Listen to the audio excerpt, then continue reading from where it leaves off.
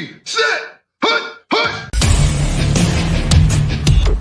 As the hills of West Virginia resound with the sound of gold and blue football.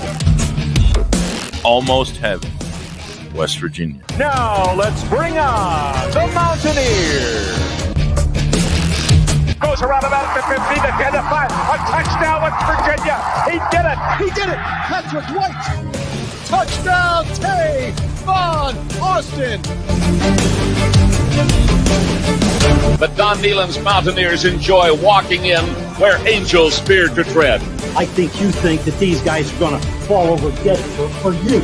Well, I got news for you. They're going to punch you right in the mouth. It's Mountaineer pride. Nothing cheap, nothing dirty, but West Virginia football. West Virginia football. We've no doubt tonight they shouldn't have played the old Golden Boot. Not this night. They've done it. They've done it. A perfect season. And the Mountaineers, for the first time in history, undefeated and untied. Don Nehlen and his Mountaineers, for the second time, have finished a regular season with an unblemished mark. Ain't no stopping the gold and blue.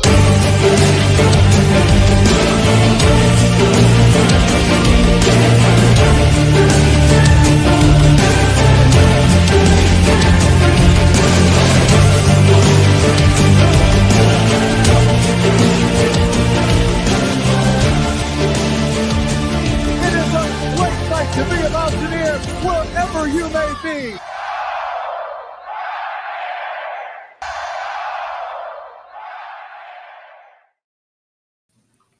What's going on, Mountaineer Nation? Welcome into our first pre-game, game week stream here on the Country Roads webcast, August 29th edition of CRW Live here.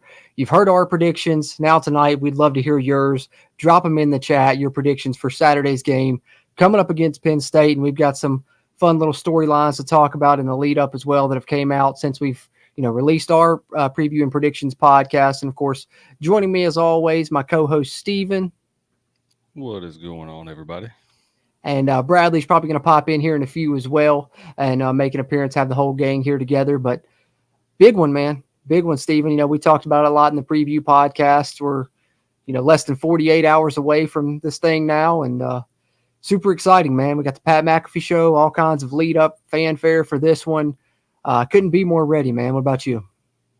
Yeah, I mean, out of our time as Mountaineer fans, I mean, we can remember a lot of big games. You could say, you got LSU in 2012, countless times when we played Oklahoma. It was, the biggest game in Morgantown in however many years. So we've heard some of the sentiments that we've heard in the past week a few times, but yeah, I mean, with the amount of publicity and you just said, you got Pat McAfee on Friday, you got big noon kickoff with, as random as it is in GK, joining, having a performance. So, all eyes are on Morgantown really for this week one. So yeah, it really truly is a big game. Yeah, definitely. We talked about it being big for us, but big for the Big 12. And of course, like you said, a lot of eyes are going to be around the nation, are going to be on Morgantown. Whether it's tomorrow for Pat McAfee's show, whether it's Saturday for the big noon kickoff, and of course for the game itself, definitely going to be a lot of eyes on this one. And super excited, can't wait for it. Got a couple of comments in the chat here already. Silas making an appearance. What's going on, Silas? He said, almost time, so close we can taste it. He feels like a kid at Christmas. Let's go. Hey, indeed. Absolutely, man. Kerry Clegg, hype it up. Hey, that's right. Hey, what's going on, JR? We got Fletch in here. Hey, LFG boys. As always, we're ready, man. We're ready. Hey, always ready. I like that pipe it up Neil Breezy reference. Pipe it up. Yeah, the old Neil Breezy Troy video, and he was doing a little dab action on him. Hey, but he's piped up. He's piped up. She's piped up. But you guys share your predictions if you're in here live. We'd love to hear your predictions in the chat. Talk a little bit about that. We're going to talk about some things throughout as well. Towards the tail end of this thing, we're going to give some more predictions of our own that we like to give, on these live streams before the game. Those being, our predictions for the first play of the game, our predictions for first touchdown. So, if you want to drop something besides just a score prediction in the chat, drop that in there as well. We'll highlight your comment and talk about that. But let's see here. I do want to share, since we were talking about the Pat McAfee show, that there is the graphic that he shared, of course. If you guys need information on that, if you're in Morgantown, you want to attend it. Of course, if you want to watch it, you can watch it on YouTube. You can watch it on ESPN2 from noon to 3. He's going to be at the Life Sciences building. They can start rolling over there at 9 a.m. Like I said, it'll start at noon, though. But there is the graphic for that. And then additionally, he has released a picture, and he talked a little bit about the guests that'll be there as well. So let me share this really quick, too. Going to be hosting the show with him is going to be Pat White and Owen Schmidt, so a couple of legends. And then you're going to get appearances from, Deuce McBride, Neil Brown, Ren Baker, and, of course, Garrett Green. You know that Pat McAfee's a big GG fan, so going to be fun to see all those interactions with both former Mountaineers and current Mountaineers. It should be a really fun time for the Pat McAfee show tomorrow. Just a little bit more something to get you excited in the lead up for this game. I see Brad in here now. Let's add Brad in here. Brad, what's going on, brother? Boys, it's game week. That's right. So damn That's right. Game week. I am absolutely geeked. Oh my gosh, dude! Like I've done nothing but talk about this for like 2 or 3 days straight now. I know. I can't believe it's finally almost here. Oh yeah, and like the energy that's just building around the program right now, the energy that's building in Morgantown, dude, it's a bomb waiting to go off. It is a bomb waiting to go off. FBI don't roll upon me saying that outside, but yeah, it is going to be a crazy weekend in Morgantown, no matter what the outcome is. Yeah, it's going to be a good time, one to remember. Either way, I think it's going to be, just because that atmosphere, all the fanfare leading up to it. I just can't wait, man. I can't wait to be in Morgantown for this one. JR says, what do y'all think about the new 6'6"? Yeah, now that I mentioned that as well, 6'6", 240. How about that? A lot of people saying that we're back. Hey. 6'6", 240 coming back with the new gold and blue 2024 version. Mm-hmm. Crazy, man. I loved it. I thought it was great. Shout out to Neil Brown in it. A lot of cool bars in it. Definitely, and just having that song back, having him come back with another one, super nostalgic, and just makes me feel like we're even set for a special year just because of that alone. Oh, yeah. Absolutely. And I mean, you hear people talking about this could be the biggest home opener since 1998.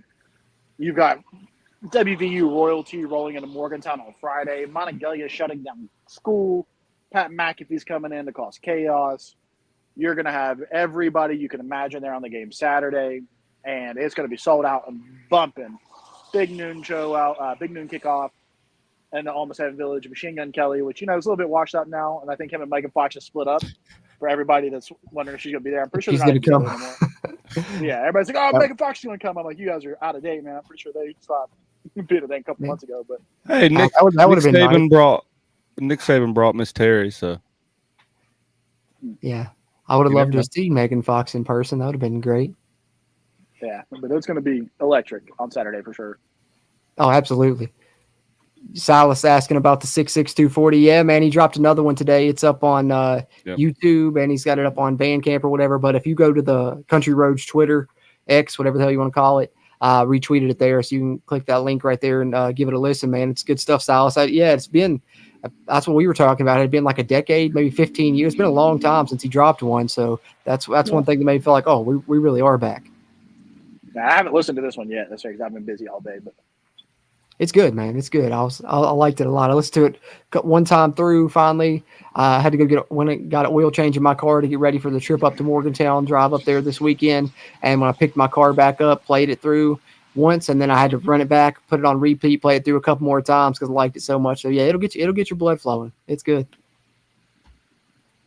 Yeah, even though it's a new song, that takes you back. Yeah, because it still uses the same chorus and all that. So.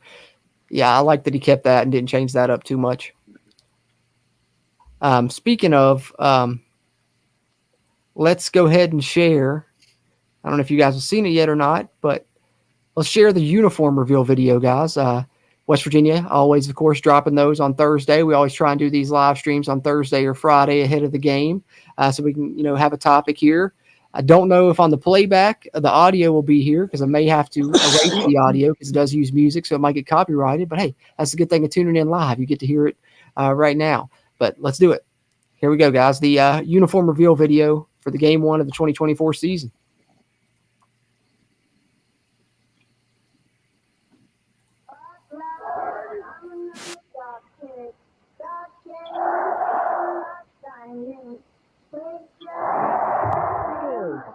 Great day to be a Mountaineer wherever you may be.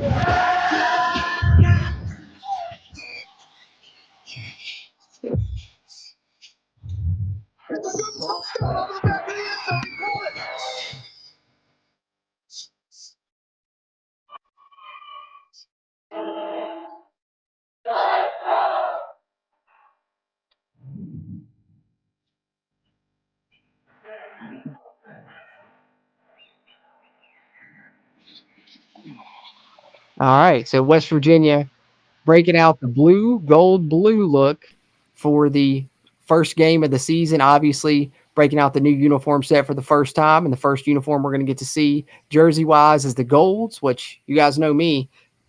I love gold. I was super happy to have that reveal. How are you guys feeling about going the blue, gold, blue? You know, striping the uniforms to match the stripe the stadium look. I like it. Well, they released. I believe it was whenever they released, like, you know, the stripe. This one's the stripe the stadium. This one's the gold rush. You know, when they released that itinerary, didn't they have, like, I remember the caption on Instagram at least being like the colors of the uniform sets that they were going to be, and they even had one that was black that said TBA. But the one for this game originally said gold, blue, gold. So they've switched that up. Switched it up. Yeah, I think a lot of people were expecting the traditional blue, blue, gold, but yeah, I like the stripe. I like the stripe look. I like the canary on the visor. Yeah, right here though. I did too. I was gonna let me pull that picture of that up in case people didn't catch it in the video, because I do have one here to share, because I didn't catch it when I first watched the video, but somebody shared it here. Shout out to @Miles McBride. What's happening with Brad here On X. Trying to see it, man. I got bad eyesight. I didn't catch it the first time. Oh yeah, the canary. Dude, I got the canary visor Whoa. helmets now this year. Yeah, it's looking good. I like that. It's a nice touch. It's just something slight, but it makes a difference. People are gonna be like, "Why the hell they got a bird on their visor?" And then, like, you explain it to them, and it's like, "Damn." Yeah, that's how in depth we go, man. That's how in depth we go. Because they used to have it on the neckline or whatever, but you couldn't really see it. So I like it at least being, you know, more visible on the visor. I think it's a little bit better touch. And speaking of these gold jerseys, guys, this got me even more excited. Because I know some people probably were complaining that wanted the traditional, you know, blue, blue, gold look. But shout out to our guy, WVU Uniforms 304 on Twitter. You know, one of the best WVU Uniforms account on X. Have some great interactions with him. But since WVU brought back the gold jerseys in 2007, or 12-4 when we wear the gold jerseys, guys, 12-4. Is that including all combination sets? That's just all the all. I think that's every time we've worn gold, I'm guessing, since 2007. But he does only show the blue, gold, blue in these pictures, so I'm not 100% sure. But either way, good record. It is a good record. I'll take it. Because I feel like we've worn the gold jerseys, like maybe that combination, like we've worn 16 because you would times. think I feel like we've won the more gold than 16 jerseys way more than 16 times. 16 times in 17 Well, I mean, 17 years, probably. Yeah, it's probably got to be the blue, gold, blue combo. We've done a gold rush every single year, so that's at least 16 by itself, and we've worn them more than once. So yeah, if it's got to be if just it's in that the uniform set. I was gonna say, if it's in the blue, gold, blue combo, then that's even better than just the gold jerseys, because we're going with that one. So you know, let's make it 13-4. Yeah. Speaking of stats and things like that, I don't know if you guys caught that on the Country Roads Confidential the other day. Them talking about Neil Brown's opening against Power Fives. He's 0-9. Oh yeah, I did hear that. Actually, listened to that today when I was mowing grass. So that just means he's due. Yeah, like that's a wonky stat, right? So counteracted 12-4 with the 0-9, I guess. But True. But I think a lot of that, though, when you think about it, is, you know, where he was at Troy, they were probably opening with, you know, tough opponents a lot of the time, or, you know, higher level opponents and stuff maybe. And I know here we've talked about it, you know, a little bit in the preview show. We've struggled in the past season opener. What is it, you know, 4 in a row we've lost or something. So I think that he's due for a win and we're due for a win. So that's, I guess, one side look at it. You know, I'm a glass half full kind of guy, though. For sure. Yep. Hey, I think I think we're more due than they are. They won the season opener last year, so Yeah, true that. And I think it was maybe Jeremy. I think it was Jeremy Phoenix that pointed it out on RVK that because he brought this up, and I was like, hey, that's a good point. First time we played VT when we haven't played them for a long time, we lost. Then we came back and won in 21. Second time we played them. Well, first time we played Pitt in a long time without playing them, we lost. Then came back second time, beat them. So got to hope with our other somewhat rival here in Penn State, we can follow that same trend. Yeah, and to go out on top of almost all your rivals, let's say with the longevity to go between us and them, like that's such a kisser on top for recruiting going forward. Oh, absolutely. Here you go, Stephen. This one's for you from JR. You want to know what the Papa thought on this year's squad? 2005 right back, but your mic sounding like you're in a pillow. I'm thinking it's probably because the storm here. Possibly. It could be. It is coming down. You'll see some flash. Did they end up canceling the Princeton game tonight? I don't know if they ended up canceling it. I was trying to watch it earlier and they kept delaying it. It was supposed to kick off around 8:40. I don't know if they eventually did or not, but yeah, because I'm down in Princeton right now. I came in last night, so we're in the southern West Virginia right now, boys. Nice. Yeah. You heading up Back this weekend? Yeah, tomorrow. Cheyenne's picking me up, dropping off the dog here with my parents for the weekend, and we're headed up. Yeah, we take the first day beforehand. I won't actually be in Morgantown tomorrow night. I'll be hanging out with my buddy and his 2 3-year-old son. It's the only time I get to see them in the year, so I usually hang out with them the day beforehand, then the game day. Boy, I plan on being there 7 a.m., 6 a.m. I want to be there. Hey, yeah, I'm like you. Speaking of my papa, me and him are leaving around probably about 11 o'clock in the morning to head up. We're going to go stay up in Weston or so. That way we don't have to, travel all the way up on Saturday morning and then travel all the way back. But to the question, what was the second part of it? It was what's his thoughts on this year's squad? Having Pat White feeling vibes or Pat White feeling vibes. I don't know. I think he's quite optimistic about this year's squad. He's a lot like me. I don't know if he's quite as high up on him as I am. He might be, but I think I think he's trying to reserve his feelings and not get his hopes too high up on him just yet. If I'm being quite honest, but overall, the blue and gold glasses on he doesn't think they're going to be bad or anything. I think he's quite excited. Well, he probably is. My mic working better now? Can y'all hear me? Yeah, I can hear you. Yeah. Good. Okay, good. Hopefully it's been doing that some lately. Like when my internet's been acting messed up and stuff, I've had to even go back and re-record some stuff in videos and everything. I don't know what's going on with it. I don't know if it was gradually going that way. So I was like, is it my headphones or is it? And then it got to the point to where it was like it literally. I'm starting to wonder if it's a short in my XLR cable or something. As much as it's been happening, could be. Could be. I don't really have a use for my XLR cable. If you want one, I've got one. All right. I think it's also where you're like considered to be like hosting, because like when you try to play like your media, I think even with like us on here, I think it makes it worse. I think it just like really bogs you down some, but it's possible as well. But what I was going to say in response to your papa is, I'm sure that he probably has a hard time getting feeling optimistic about playing Penn State, because he's seen a lot more Penn State games than we have, so he knows how these usually go. So I'm sure it's kind of hard for him to get good vibes with this being the season opener for sure. Yeah. Which I mean, like when we've talked about this how game, special he very win much would that be for your papa though? He very much believes that we can win this game. I don't mean to portray that he doesn't, but that's you got a good point. He's watched them lose a lot of those games, but he's also seen them win those games too. True. He's got to see some wins at least. Yep. So hopefully he can get another one. I did see that they're honoring the 84 team. That's what I'm mostly jealous of from him, man, is he's gotten this. We got to see 3 really good years of West Virginia football. That's true, but he got to see the best years of Mountaineer football. He got to see the undefeated years. Absolutely. 2 of them. Really. Yeah. 2, and we've never seen one. Did they go undefeated in 88? I know they did. 88, 92, 88 and 93, yeah. Okay, I thought so, yeah. So he got to see 2 undefeated years, and, he got to watch them go through. That's why I remain hopeful for the future, because he got to watch them, go through, some of their dog years whenever they weren't really winning so many games. And he watched Don Nehlen take that program and really build it from – I wouldn't say that he built it from the ground up, but in a lot of ways he kind of did. You know what I mean? He built their logo is one of the most recognizable logos in all of sports, really.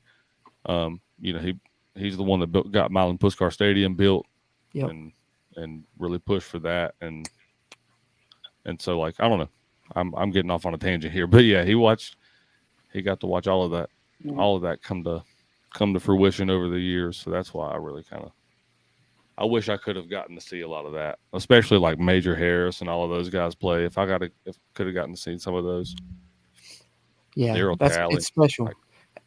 It was a great run, and like like we were talking about it, and we were talking about the victories over Penn State.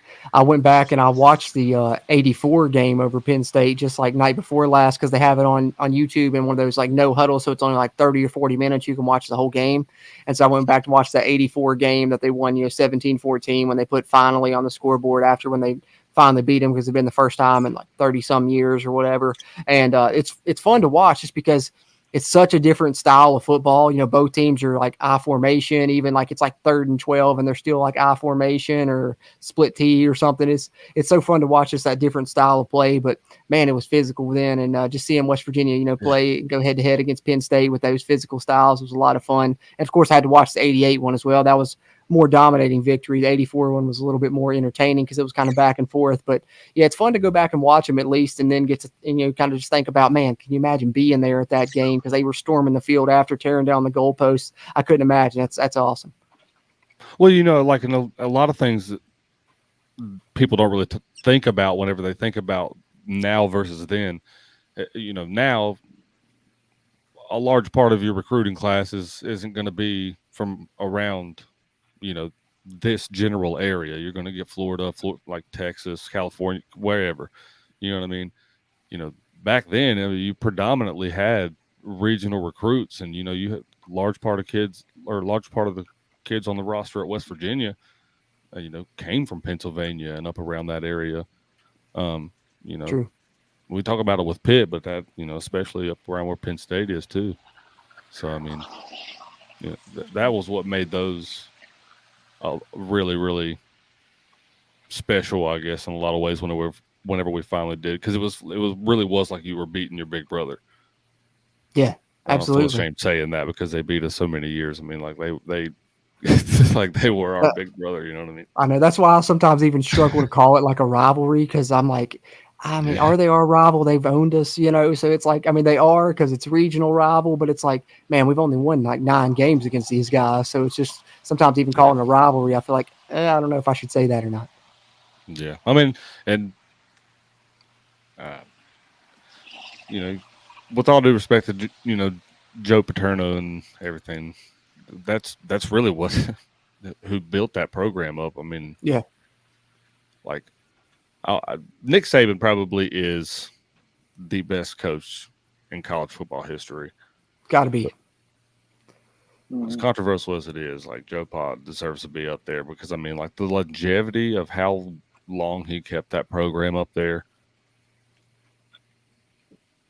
for decades, man. For decades. I always just thought it was crazy, because like, you hear him talk and you go to like, he didn't live in a big mansion. He just lived in, like, a house in a regular neighborhood. Like, if you didn't know who lived there, you would never know that Joe Paterno lived in that house.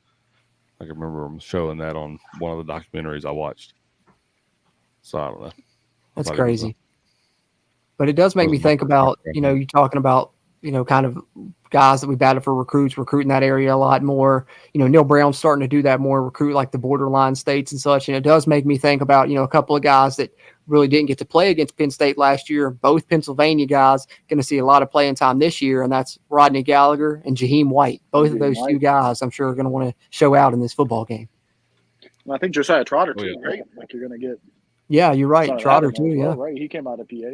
Yeah, he did. He did. Didn't there? Him too. Wasn't there a kid that transferred from Penn State? For Torma Mulba, yep. For Torma Mulba, yes. And I mentioned him several Lance times on this show last year. I'm excited to see Fatorma play this year, man. Like, that's going to be a position that we need to do well, too. And that's a big body. Well, I think I heard somebody else bring this up on another show. I can't remember who it is. Love to give them credit. But I went back and looked, and they were correct. Because you guys remember, Steve Slayton felt slighted by Maryland because they, had offered him a scholarship and then rescinded that scholarship, right? Well, you know who the coach was that was the recruiting coordinator at Maryland at that time? It was James Franklin. And then guess who else at running back that we have now didn't get the offer from Penn State, didn't get the offer from James Franklin? That's Jaheim White. And we saw what Steve Slayton did to Maryland because he felt slighted. So does history repeat itself with Jaheim White? It's an interesting angle. Yeah. Hey,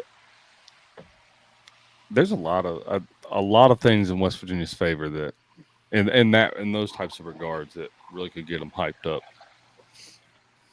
Yeah, very much so. Very much so.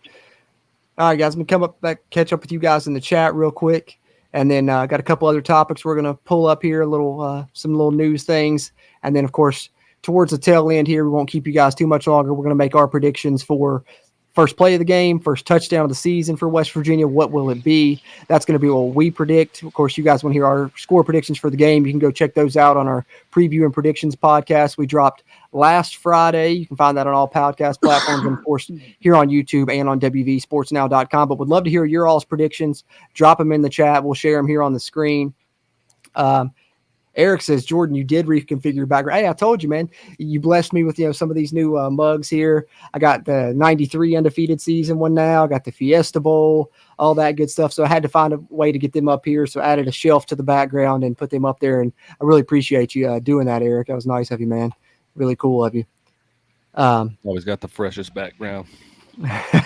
Always, hey, man. It's always a work in progress. That's what I say, because you never know what changes you're going to make to it.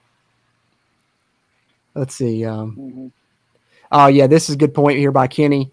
Tim Green would definitely be in here, always loyal to tune in to all the Mountaineer shows, every, live show we do here on the CRW. Tim Green's usually present. And I know he had commented on one of my videos, said he's been dealing with some illness. He's been in and out of the hospital. I'm hoping that he's, starting to feel better, but not seeing him here, not the best sign. So definitely we will continue to pray for his speedy recovery, Kenny, and hope everyone else does as well. Tim's a great Mountaineer, and hopefully, I know he's probably feeling down, but hopefully West Virginia can lift his spirits a little bit, and he'll feel a little bit better on Saturday if they put on a good performance. So definitely wanted to shout out Timothy Green there. Yeah, very loyal listener of the program here. Silas with a question here for us. Would this be a field storming win? I'll say no, but that's just me. What do you guys think? I think, okay, so this is a two-part answer. If it happens, I can promise you that I will be on the field. I promise you'll spend that night in a jail cell too, bro. That's what I was ready to say. Like, is it a field storm type of rush win? The court. Yes. Will they let field. you? Absolutely not. I promise you. They line that field faster than, like, as soon as that clock hits zero, man, they're on that field. Well, I also think, that's literally why they also introduced the Country Roads singing tradition, was to kind of combat that. Is like, hey, everyone stay in the stands, sing Country Roads after wins, so that they don't, have people storm the field. I think that's kind of one of the reasons they started doing Country Roads after wins. So I don't see it happening personally. And plus, it's like it's a season opener. I know would be technically an upset because we're unranked and they're in the top 10, but hey, let's just stand on business, act like we've been there before. If West Virginia fans, I love us, man. I do. I love our rowdiness, but if we didn't rip the damn goalpost down whenever we stormed the field that one time and set the precedent for that, I mean, they might still let us do it. But I mean, as long as I've been a fan, I've seen them storm the court. I've seen them they've let them do that at basketball games, which I don't think they let them anymore. But in my lifetime, I've done that before. I've never once, as many games as I've been to, never seen them let anyone on the field.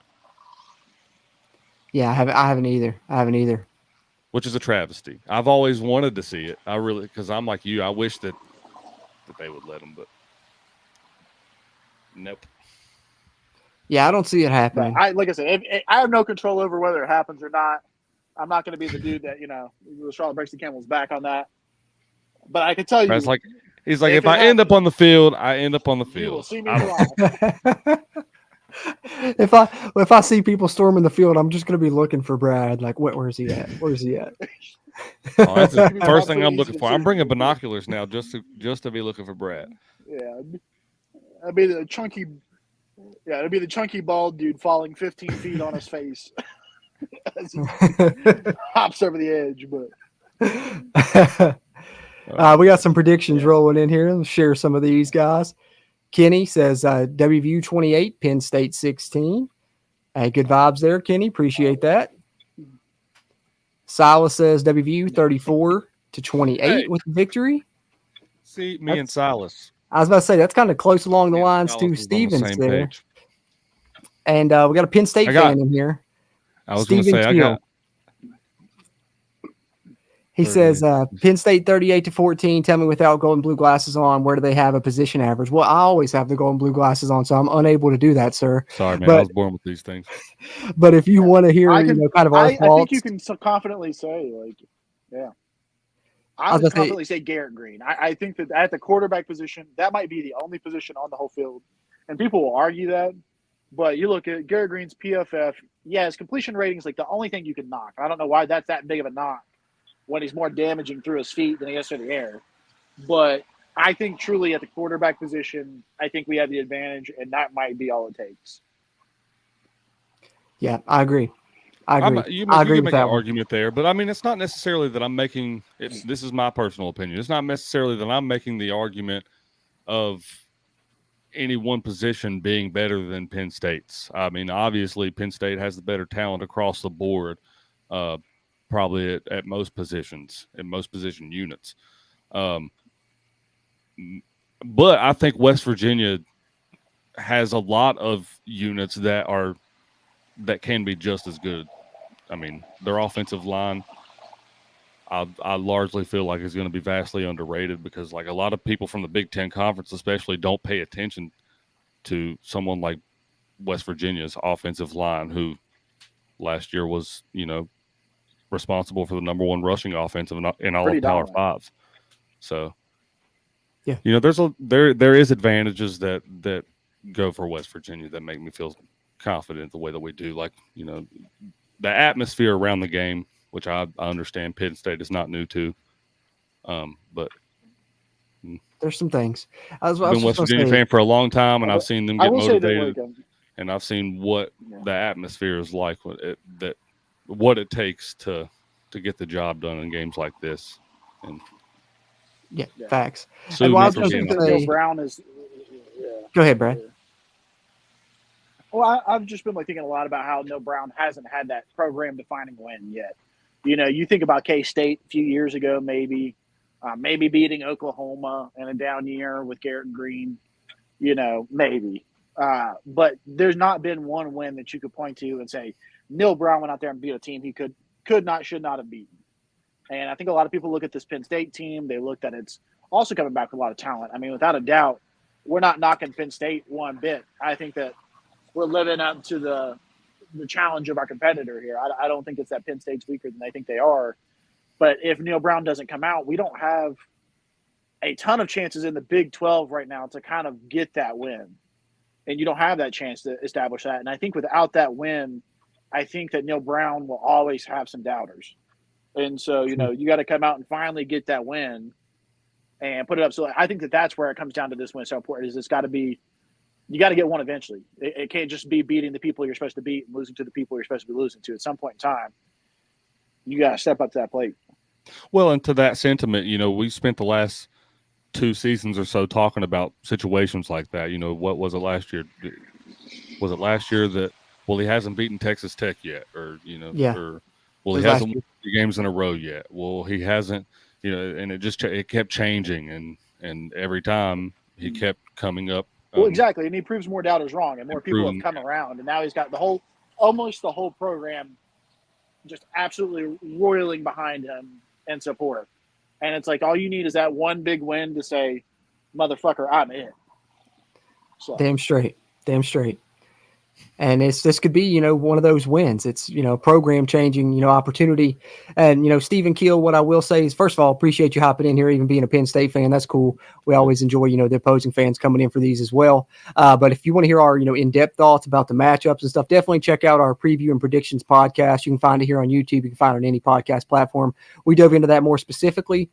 But as far as an advantage, this guy right here, Jaheim White, that's the advantage for me. I'll take him over Singleton and Allen, man. I don't have his jersey on right now, but Garrett Green, man. Garrett Green. I mean, he's up there too. Brad's showing him love, but not a lot of people are talking about Garrett Green in this matchup specifically, man. And I've got a feeling that he's going to come out there with something to prove. I think he's going to have a special season. But I think more than anything for me, the reason that I kind of have this feeling about the game is just that. It's just a feeling. Like, I understand what you're saying there, Stephen Keel, that, is Penn State the more talented team on paper? Absolutely. Are your fans super confident? Absolutely. But the reason that we kind of have this confidence as well is because we've been here before. 2005, Georgia, leading up to the Sugar Bowl. We're going to show y'all SEC speed. Y'all aren't going to be able to hang with us. Look at our roster versus your roster. West Virginia comes out, shocks the nation. 2007, going into the Fiesta Bowl, Oklahoma's the best team in the nation. No one's going to be able to compete with Oklahoma. West Virginia's going to be down after losing that game to Pitt. Oklahoma's probably the best team in the country. They should be playing in the national title game.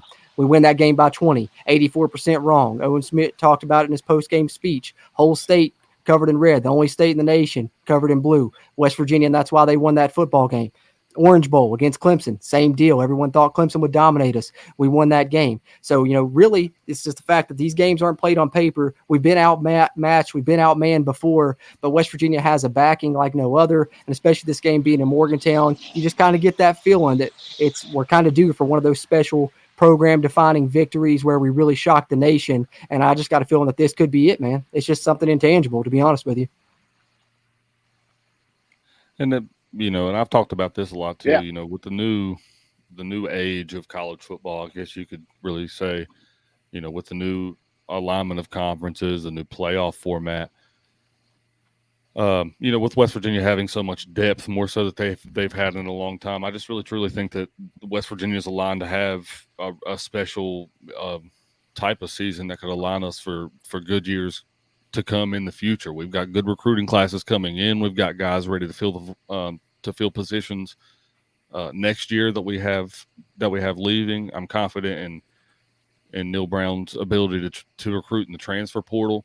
He's proved in the last 2 seasons to me that he can really take advantage of that area. Yeah. And that was something that I kind of doubted him in there for about a season or so. I don't know. There's just a lot of things as a West Virginia fan to be excited about that. I mean, really, we haven't seen the things that we're seeing around our program right now. We haven't seen them since those glory days that we talk about so daggone often. You know what I mean? Right. Like, I talk about the depth. I talk about, the people that are really kind of rallying behind what we want to do here. For a long time, I think to me, looking back on the Dana Holgorsen era, you can say what you want about it. We had good teams and we had subpar teams. But a lot of the time, we really didn't have an identity. Like, you could say we had an air raid offense, but like as far as the culture goes, like it did not feel like West Virginia football a lot of times. And it was just an exit. I thought that, to myself, I was like, I don't know how to ever feel like that again as a Mountaineer fan. Like, I don't know how to get that back.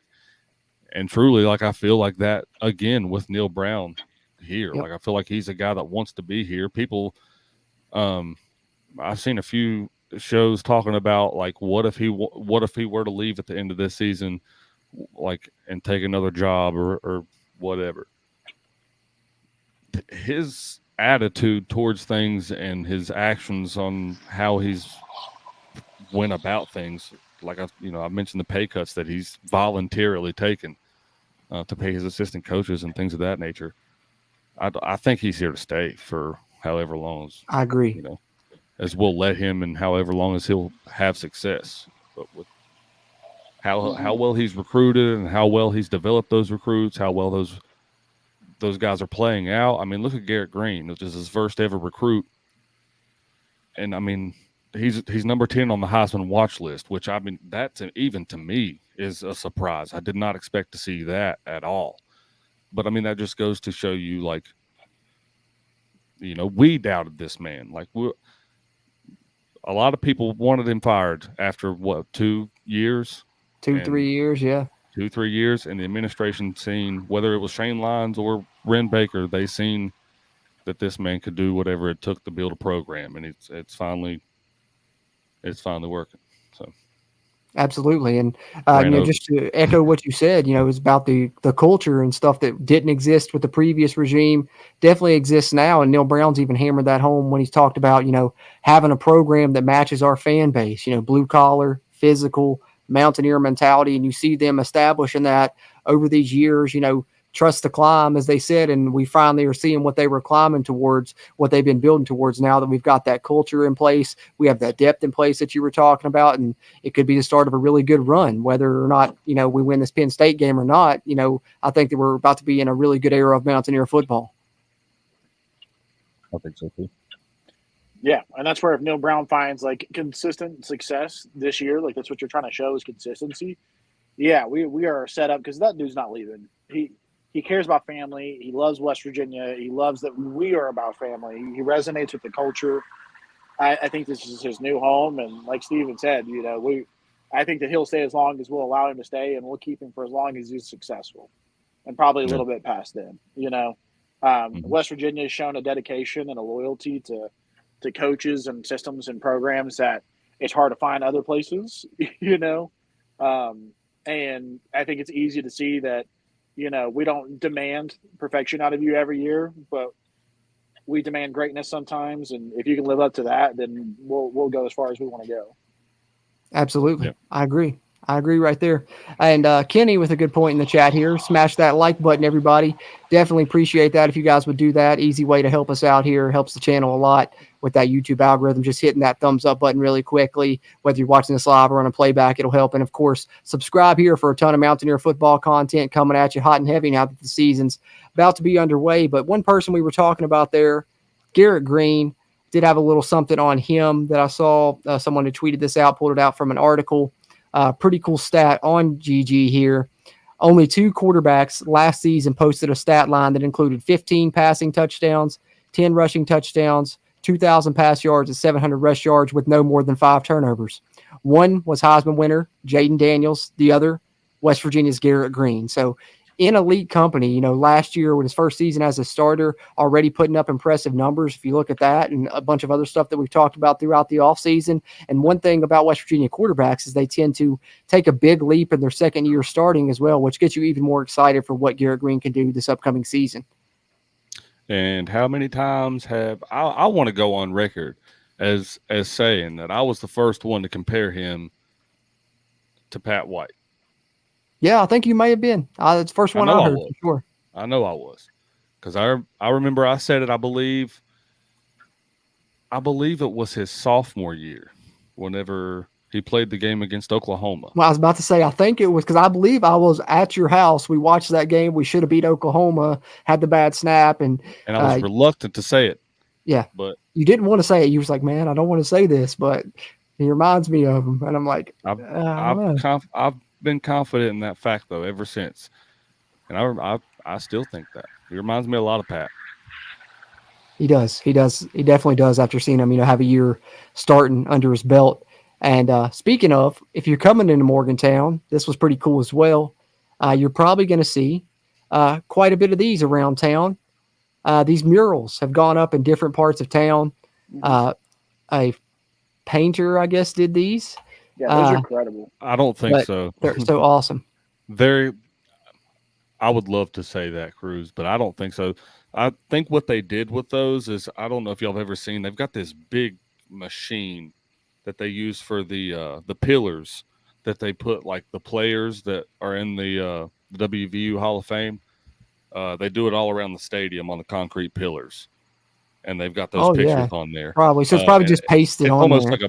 It's like a printing machine, but yeah, that's exactly probably what those are, because all of them, if you look at them, they're all exactly the same. So what you're telling me what you're telling me is West Virginia University has launched the Garrett Green Heisman campaign. It's looking like it. I don't remember them doing that for anybody else. Not in many years. I've never said, well, I won't say never, but you're right. Not in many, many years. I haven't seen them get behind a singular player like that.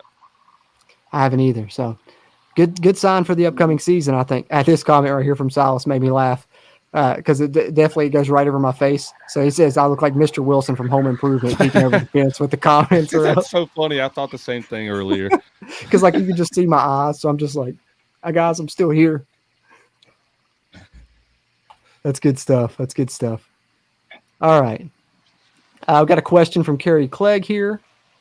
3 1,000-yard rushers, question mark. Whew. That would be crazy. I don't think so.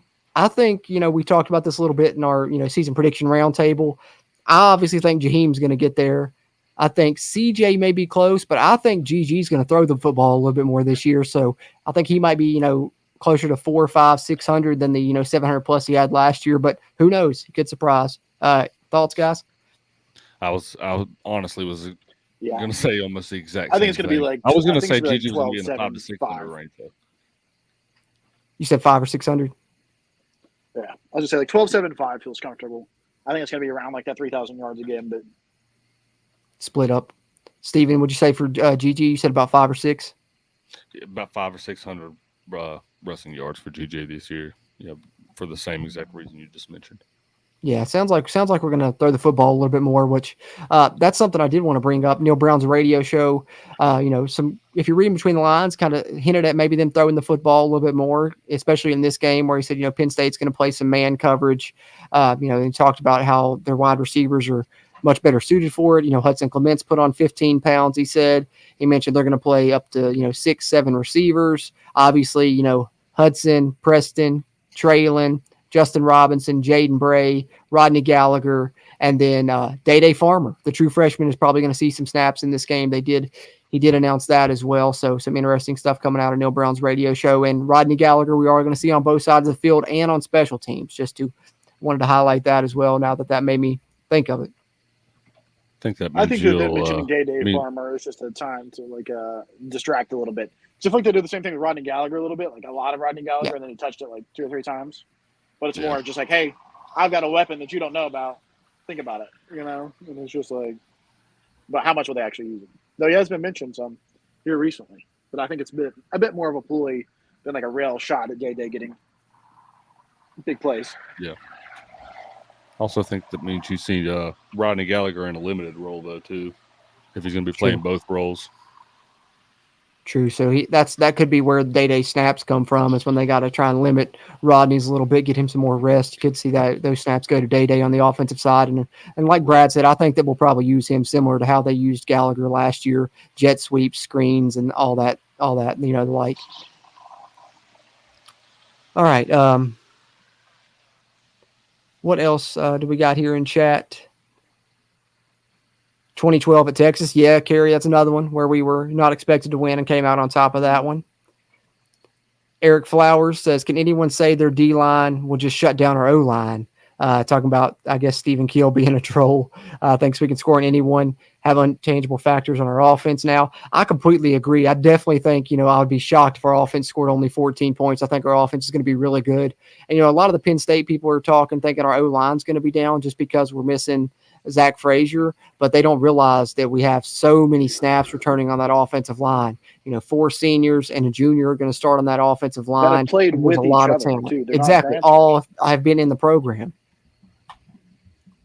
For sure. Because they had some of the similar confidence too, because I think they elevated their linemen, right? They were in-house linemen that they elevated. Yeah. So you got confidence in yours, we got confidence in ours, They have a young offensive line, but they're kind of similar to our offensive line. They just replaced with pieces that they had experience with anyway. So it's not like they're playing with all new. Their D-line is talented, though. I will give them that. It's going to be the best defensive line West Virginia faces all year. So it's going to be a nice matchup, especially that Wyatt Milam, Abdul Carter matchup. But I did hear today that speaking of Penn State's offensive line, they're replacing those 3 starters. We've heard they may play up to eight linemen. Sounds like they're dealing with a little bit of injury at both tackle positions on their offensive line, though. That's the rumor I've heard today. So, that could be something to watch in the game as well. Yeah, absolutely. Absolutely. And, we keep talking about them running the ball, but one thing that just came to my mind is, it's supposed to, knock on wood, come down with some precipitation on Saturday. So they could be more apt to running the ball a little bit more. That could go in our favor a little bit. I think if that does end up that rain ends up falling, which I'm cool with a little bit of rain. Just hold off on the lightning and thunderstorms, which I think they're coming Saturday, but it looks like they're going to hold off till after the game at this point. Hopefully it stays that way. We don't want any delays. We don't want the Duquesne from last year, the Marshall from 2012. Now it's in the universe. I'm sorry. I shouldn't have mentioned it. I'm sorry.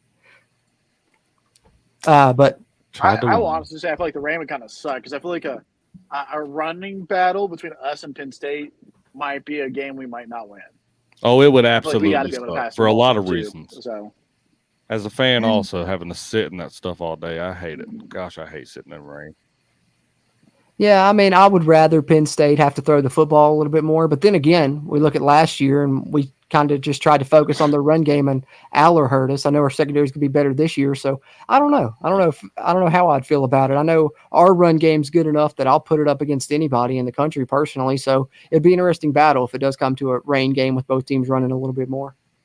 Yeah, true that. All right. The other thing that I wanted to share was a little bit adjacent to real life football, but hopefully you guys saw this. WVU football put it up. But the Coal Rush jerseys now in the College Football 25 video game. Good to finally see those. Got a couple pictures of those there. And then I wanted to share this video clip because someone else is finally in the game that we've been waiting on. 2 players.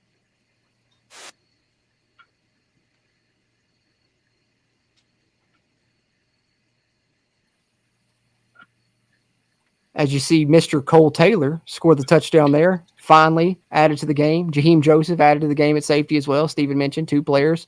Still got to fix our jersey numbers. I'm sure another roster update will come after week 1 of college football, probably for the video game. But hey, got the Coal Rush jerseys on there now. You can see them on the video game before we get to see them unveiled in real life. Thank God that finally happened too. I've been itching to play with those on the game. I tried to mix. One thing I was kind of excited about was kind of mixing and matching, the black jerseys and helmets and pants with everything else. I gotta be honest. I love the set, the Coal Rush uni, like all together. I'm not a fan of like pieces of that uniform with other sets of other stuff. I was wondering about that because I hadn't tried it, but yeah, I was thinking like gold, black, gold or something could be interesting. But who's that look like? See, I tried to do gold. I tried to do gold on gold with a black helmet earlier, and I was like, gosh, it just doesn't look. It's right. Different. That's different. Maybe keep it. I'm sure in real life they'll keep it all uniform anyway. But on the game, it's interesting that you can mix and match a little bit. That's sure. I didn't even think about that.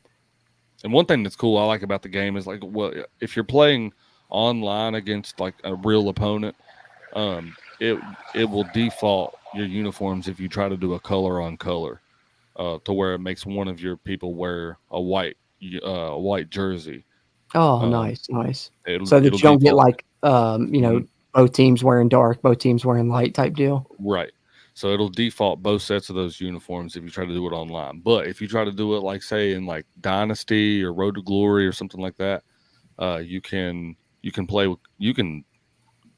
do like dark on dark versus light on light, or right, whatever you want to do. Which I've messed up and done that before and put both teams wearing white uniforms before. That's not confusing at all. But that's what I like about it. I like to do like color on color matchups. I wish that the college game would adapt to that or adopt that. That would be cool. That would be cool. Kind of like the NFL has their, the Color Rush games. Color Rush, yeah. With as many uniform sets as college teams have, you know what I mean? That would be really, really cool if college games would start. You know what I mean? I've always appreciated it. I know we all like just appreciate different uniform sets. And like, Yeah, definitely. We're big uniform people here. I know some fans could care less, but we love it. And speaking of that, though, at least I'm excited because now I'm probably finally going to start a WVU dynasty on College Football 25. I've been holding off, waiting on this roster update to get Cole Taylor on there, but now I'm I debating. deleted all my other ones and started a new one. Yeah, there you go. But now I'm debating if I want to wait till they fix the jersey numbers and stuff because I don't know. I'm like, because now I know Jaheim White's number 1, Huddy's number 3, all that stuff, and I'm like, just seeing them in their other numbers, I'm like, man, it just doesn't feel real to me. I gotta have it all right. I gotta have it all correct, and they won't let you edit jersey numbers on the game, so just gotta play the waiting game till they update it. And I know you probably talk about this on JC's Pop Culture all the time, but for anyone that doesn't know, if you go into your depth chart on the main menu to where like you can mess around with stuff, there's a lot of different pieces to play with on that depth chart that I found, especially with this new update. Like Trey Latham, they have at the right outside linebacker position. They've only got who was it? There was only literally one linebacker on the left. On the left. Yeah. Anybody as his backup. So you got to. There's a lot of. If you're like me and you're playing online, and West Virginia's defense seems like it's just getting burnt on the back end over and over and over again, and there's nothing you can do to stop those receivers.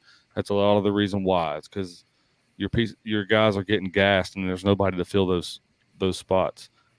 So yeah, you got to get that depth chart fixed up.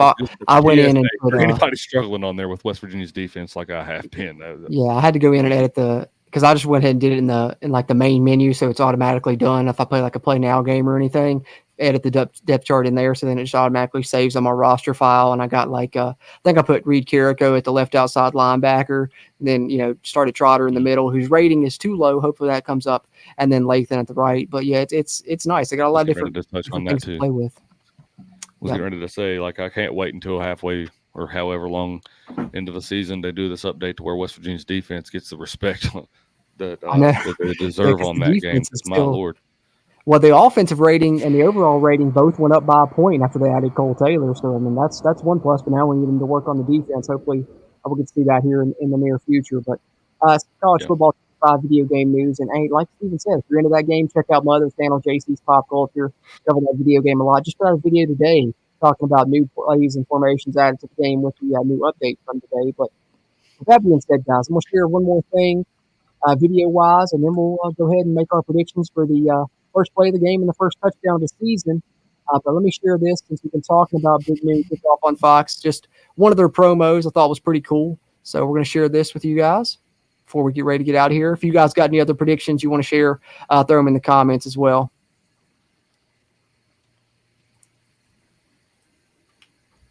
Saturday, Big Noon Kickoff is throwing the biggest college pregame party of the weekend. It's a party, guys, baby. Let's go.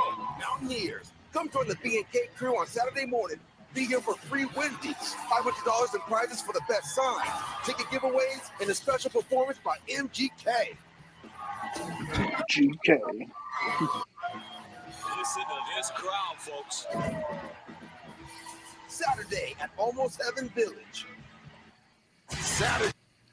So Bradley Brown said, "Why?" So pretty cool stuff. Nice promo there, and no Penn State highlights in the promo. It's all WVU, so that's what I like. But in all seriousness, it should be an awesome atmosphere. I truly do. That is one thing that I will say. Out of all those big games that I mentioned over the years, I don't remember there being such a backing from all the people in the media and people around the program, just trying to get the word out of, like, please show up, fans. Like, please be loud, do your part. Oh, I think you're gonna have no issue with that.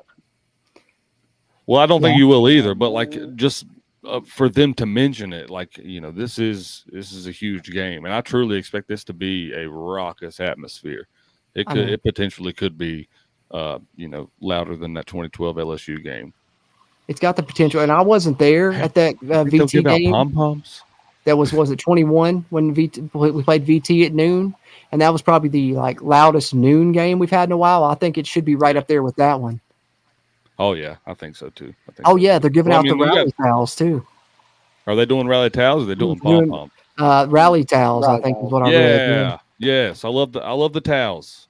The towels are my favorite. I've got pom poms. How many years now?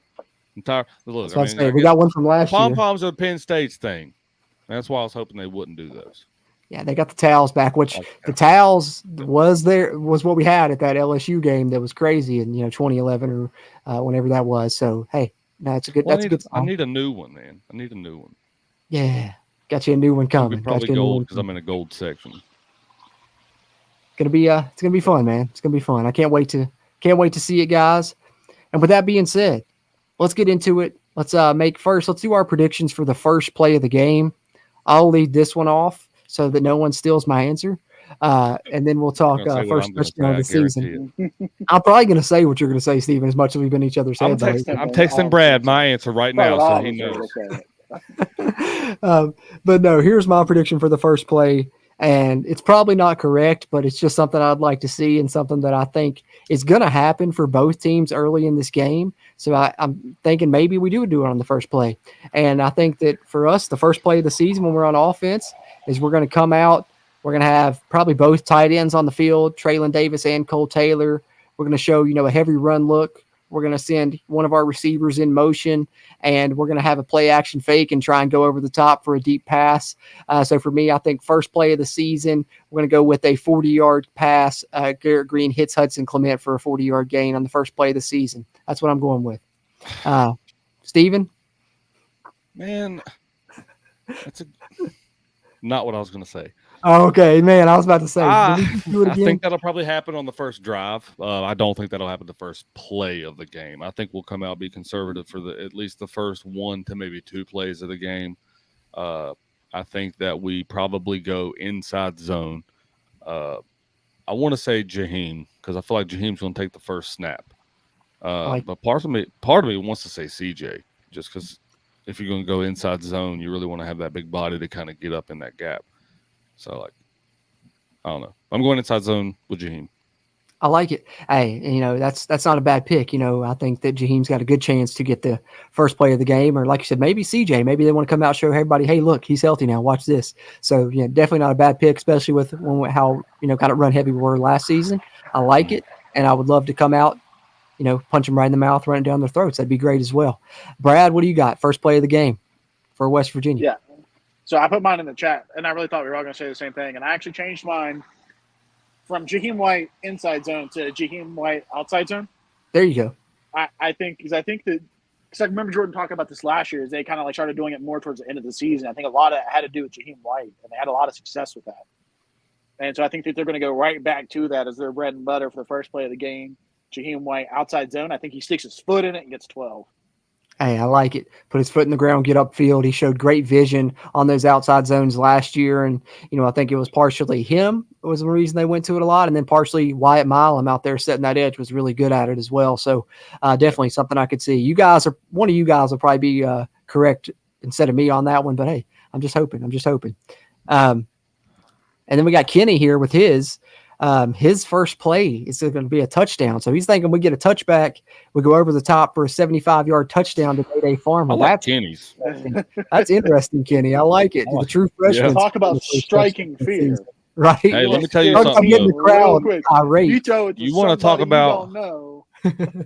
about a Brown mention index, man. Day Farmer has been talked about a lot by this coaching staff. So I wouldn't be surprised if he got a little bit of shine at some point in this game. He's going to get a touch. If that happens, so I'd love it. Probably. Heck yeah. Yeah. I would too. It'd be crazy to see and talk about sending the stadium into a frenzy right there for sure. Silas says maybe play action, but probably a handoff. Yeah, probably so. All right. So we've got our first play picks down, first predictions for the first play. But now we're going to get ready to wrap this thing up with our first touchdown of the season for WVU. Who scores it? How's it scored? We'll go in reverse order this time. Brad, you go ahead and lead us off. First TD of the season for WVU. Yeah, from 25 yards out, tearing them up on the ground. GG keeps one. He takes it in from 25 out. I like it a lot. Steven? I'm going to say anywhere from 30 to 20 yards out. I got a shallow cross from Preston Fox catching a pass from GG, getting the passing touchdown. Okay, I can dig it. I can dig it. I'm going to say, hopefully we come out, we hit that bomb, that I was talking about in the first play. But if we don't, if it winds up incomplete, put a decent little drive together, moving the ball down the field a little bit, then we're about 52 yards out. And 52 yards out, Jaheim White takes the handoff, goes the distance, 52-yard touchdown run for Jaheim White. 52-yard touchdown run for Jaheim White. That's my prediction for the first touchdown of the season, guys. I'm going big. I'm going big plays in my predictions tonight. Going bold. Hey. I'm not going to lie. I thought about doing a Jaheim White big breakout because I just think it's in him quite a bit. And, I think he's ready to show it. I do too. I think he's hungry for this game. He didn't get to play against them last year. He's from Pennsylvania. I think he really wants to show, hey, you guys should have offered me a scholarship. I'm going to show you guys how special I am. I'm expecting and hoping for a big performance from him. Yeah, I got one big prediction for this game too. I think that both Jaheim and and CJ both are going to have at least 35 yards, 35-yard runs. Okay, I like that. It's a big play for both of them. Chunk run. I want to go on record before the season starts, and this is not to slight Jaheim at all because I think he's going to have a special year as well. But CJ's coming with something to prove this year, boys. He's going to have a vengeance. He's gotten hurt the last couple of years, with the leg injury the first time and the shoulder injury the last year. I truly bet they talked about how much he's bulked up, how much he's really dedicated himself to getting healthier. That way he can stay healthier throughout the season.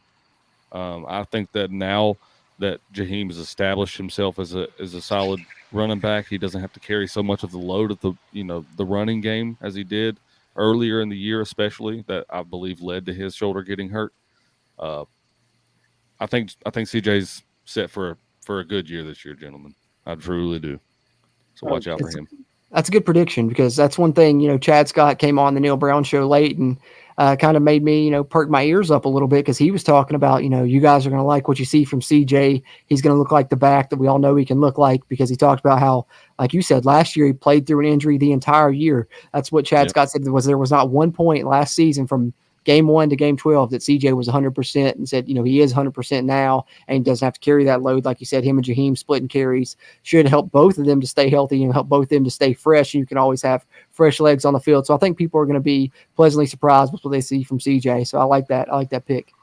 It's like the modern day version. I mean, there's very, very big differences between what it was with Steve Slayton and Owen Schmidt, but there's like the modern day version of that, in my opinion. Because, CJ's the big body. He can, bulldoze guys and get you big chunks of yardage. Jaheim's the shifty guy. He can also bulldoze guys when he needs to, just like Steve could. But he's more shifty. He's, the speed guy that you really is going to get you, your bigger plays. And then tell me the 1-2-3 punch doesn't seem like what it did back in the day.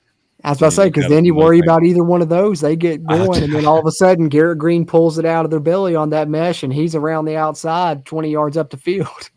Pat White was a baseball player. Garrett Green was a baseball player. So they got that background. They're both, undersized guys that probably more apt to run the ball, but they've got an arm. True. Their last names are both colors. That's absolutely true. So, I'm man. It's going to be fun. Too many coincidences, man. It's going to be a fun year, guys. It really is. Sid Snyder says day all day. I like it. Sid. Silas says his prediction for first touchdown, CJ runs it in from 7 yards out. Kerry Clegg says CJ runs it in from 4 yards out. Silas says he needs me to buy a pepperoni roll Saturday. I might just do that just for you, Silas, for sure. I might have to do it just, for tradition's sake as well. I ate a pepperoni roll this week, actually. What do we do? I guess y'all are chopped liver. Y'all don't get the pepperoni roll, man. I get it. But I did have a good pepperoni roll down near where my wife works here in Princeton. It was good. If anybody deserves it, it's Jordan. Again, shout out JC Pop Culture. Jordan does a lot of work, y'all. Everybody, absolutely. He puts a lot of work, does a lot of editing. He deserves puts a lot on his shoulders. So if anybody deserves a pepperoni roll, it's that man right there. Yep. Couldn't agree more with that. Puts a lot of time and energy into all of the shows that he does. Mm-hmm. I appreciate that, man. Y'all are making me blush on here. Yeah. Nah, the show wouldn't be what it is without you guys, for sure, 100%. Silas says he'll buy us all one. Hey, Silas, hopefully we're able to meet up and see each other. And hey, we'll take you up on that offer, man. We'll take you up on that. Absolutely, man. Yeah, if you see us, man, I will holler be at us. blue Say hi. line. You will see us. I was about to say we're all three. Yeah, we'll all three be up there. So first game in a man, while I'm that we've all three been to. I Me think. So. and me and Cruz said on I'll be in the the side end zone. opposite the press box side, like right there in the middle. So we'll be. I'm sure if you're there for enough games throughout the season, you will see us at some point. Yep, we'll be there. I think last year during I think it was the bowl game, somebody recognized me and come up and said hi. So nice. So that was It's always cool. that's always a fun interaction when that happens. Doesn't happen often, but when it does, it's like hopefully I didn't say anything that made you mad. Like I don't want you to come up and try and beat me up or anything. Yeah, no doubt. I know we had a lot of Penn State games watch or Penn State fans watch the prediction show we had for that. one. If any of you guys see us at the game, man, don't fight us, man. We're just fans. Yeah, we're just passionate. We're just passionate, optimistic. We got the golden blue glasses on usually. So yeah, man. Final thing I want to share, guys. I know we talked about it throughout the stream, but just a quick little picture, and then we're going to wrap this thing up. I appreciate the great interactions in the chat. You guys sharing your predictions, all that. But hey, remember, guys, it is Stripe the Stadium on Saturday. So dress accordingly. See the section numbers, see the color you're supposed to wear. If you're going to the game and you see your section on your ticket, just look at this map for the color you need to wear. So I don't want to be at the game and I see some people in the gold section wearing blue or, God forbid, white or black or some other color, or red. I was going to say white and gray aren't on this. So, I mean, if you're wearing white, gray, black, you're already wrong. Mm-hmm. And if you're planning on moving around with your friends, bring both shirts. Bring a blue and a gold. Be prepared. Yeah, there you go. As a fan base, let's be disciplined. Let's make it look good. Make it look good. Make it look good on Fox there. And I know hey, we're guys, going to be anyway, but we got Gus Johnson and Joel Klatt calling this game. So good announce crew too. Good announce crew. It's going to be fun. You guys want to know who the announcing crew was for the Texas game whenever Will Greer beat them down there? Was it the same? Was it? I know Gus Johnson was on the call. Gus Johnson and Joel Klatt again. That's very good. See, Brad's good at this. Good omen. It's a good omen. It was those two. I like it. I like it. So that's another thing that could possibly be a good omen for us heading into Saturday. Either way, win or loss, it's going to be a super fun atmosphere, incredible time in Morgantown. If you're going, wear what you're supposed to wear in your section, but more importantly than that, be loud, make this thing raucous for Penn State. Hopefully maybe get them a little bit rattled, maybe force a Lahr into some mistakes, maybe force a penalty or two, whatever. We'll take whatever advantage we can get, but there's a good feel in the air for this one. It's going to be a fun game, and can't wait to get to Saturday, guys. But you guys got any final thoughts here before we wrap up our first live stream ahead of a game week here? Nope. Just if anybody, like me and Brad, if you're going up tomorrow, be safe. If you're going up Saturday morning, be safe. If you're going to be inebriated at all after the game, be safe coming back. For anybody that's got any kind of traveling to do. But overall, man, let's just have a good weekend. Let's have fun and let's go get us one. Let's get us an ever so important win for Neil Brown and for the program. For sure. Well said. Brad, any final thoughts, brother? I think he's frozen. Brad said I'm out. I think Brad's done. Brad gave up on he's done. He said I got to go. He's ready to go to Morgantown right now. He had to hop out of here already. But no. Yep. See, there he goes. I told you guys, he's off. He's off to Morgantown right now. But that will close us out for this one. Been a fun stream. We'll do these every week prior to the game. You guys will hear our predictions on our preview and predictions podcast each week. And then, a couple days later, we'll come here and do a live show with you guys where we get your all's predictions. And should be a fun one. But hey, we got Big 12 football tonight going on. I'm going to catch the second half of this Colorado North Dakota State game. Big 12 football tomorrow. And then, of course, got the big game, us and Penn State on Saturday, and some more conference games going on. And of course, we'll review our game and then give you guys the scores, the updates on the other Big 12 games on a review and reaction podcast, which will be out most likely on Monday. So look out for that coming up after the game as we continue to drop our podcast. 2 episodes a week now. We'll be coming with our reviews and our previews each week. So going to be a lot of fun. And then, of course, the live shows will be coming just like this one. Hope you guys enjoyed this first one. For Steven, I'm Jordan Cruz. As always, let's go Mountaineers.